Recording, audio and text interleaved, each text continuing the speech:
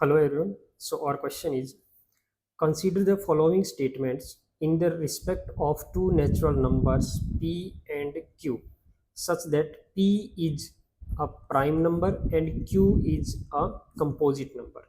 So statement 1 is p into q can be an odd number. Second statement, q divided by p can be a prime number. Statement 3, p plus q can be a prime number. Which of the above statements are correct? So student ये question UPSC CSAT 2020-22 का PYQ है. So question में क्या given है कि यहाँ पे to natural numbers है p and q. So p is a prime number and q is a composite number.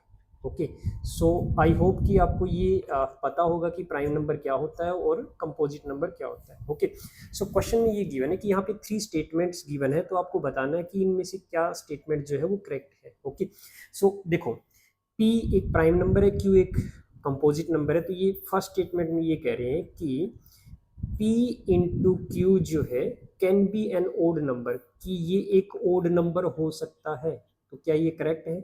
अब देखो स्टूडेंट, p एक प्राइम नंबर है, q एक कंपोजिट नंबर है. तो आप कोई भी एक प्राइम नंबर ले सकते हो p, और एक q एक कंपोजिट नंबर ले सकते हो, और उनको मल्टीप्लाई करने से क्या ओड बन रहा है, अगर हो सकता है तो ठीक है ये स्टेटमेंट. ठीक है, तो जैसे फॉर एग्जांपल अगर मैं p एक प्राइम नंबर लेता हूँ, जैसे प्राइम नंबर मैं लिख लेता हूँ यहाँ पे 9 एक प्राइम नंबर है, और q एक सॉरी p जो है वो प्राइम नंबर है. तो प्राइम नंबर जैसे कि मैंने 3 ले लिया. q जो है वो एक प्राइम कंपोजिट नंबर है. तो q फॉर एग्जांपल मैंने यहाँ पे लिख लिया 15. ओके, देखो 3 एक प्राइम नंबर है, जो 15 है वो एक कंपोजिट नंबर है. तो इन दोनों का प्रोडक्ट जो होगा वो कितना होगा, 45 होगा, जो कि एक ओड नंबर आ रहा है. राइट, तो कहने का मतलब ये है कि ये दोनों नंबर है ना, आप ओड ले लीजिए. ओड नंबर्स का एक दूसरे से मल्टीप्लाई करेंगे, दो ओड नंबर्स को, तो वो ओड ही आएगा. तो एक प्राइम नंबर भी ओड नंबर हो सकता है और एक कंपोजिट नंबर भी ओड नंबर हो सकता है. तो दोनों का प्रोडक्ट जो है वो ओड हो सकता है. तो मतलब ये कि पहली स्टेटमेंट करेक्ट है. चलिए बात करते हैं दूसरी स्टेटमेंट की. सो q divide by p can be a prime number. अब देखो, q क्या है आपका, एक कंपोजिट नंबर है. ठीक है, तो कंपोजिट नंबर में जैसे आप 15 ही ले लीजिए. राइट, यानी कि आपको क्या पूछा गया है, q डिवाइड बाई p, और p क्या है, एक प्राइम नंबर है. तो जैसे प्राइम नंबर आप यही 3 ले लीजिए. ठीक है, तो जब मैं q को, एक कंपोजिट नंबर को एक प्राइम नंबर से डिवाइड कर रहा हूँ, तो हमें रिजल्ट क्या मिल रहा है, 5 मिल रहा है. और 5 क्या है, एक प्राइम नंबर ही है.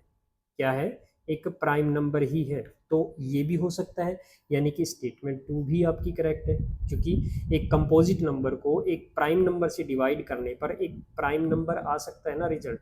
तो बिल्कुल आ सकता है, तो इसका मतलब सेकंड स्टेटमेंट भी करेक्ट है. ओके, चलिए बात करते हैं थर्ड स्टेटमेंट की.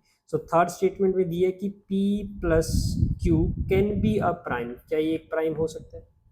बिल्कुल हो सकता है. जैसे कि p क्या है, एक प्राइम नंबर है, तो आप p ले लीजिए, फॉर एग्जांपल 3 ले लीजिए.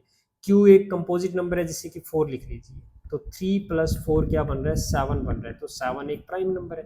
बिल्कुल, तो थर्ड स्टेटमेंट भी आपकी करेक्ट है. मतलब ऐसा भी हो सकता है कि एक प्राइम नंबर और एक कंपोजिट नंबर को ऐड करें तो एक प्राइम नंबर रिजल्ट आए, ये भी हो सकता है. ओके, सो ये तीनों स्टेटमेंट पॉसिबल है. तो इसका मतलब तीनों स्टेटमेंट करेक्ट है. सो आपका आंसर आ जाएगा option D, 1, 2 and 3 all of the above statement can be correct. Okay, okay student, thank you, bye.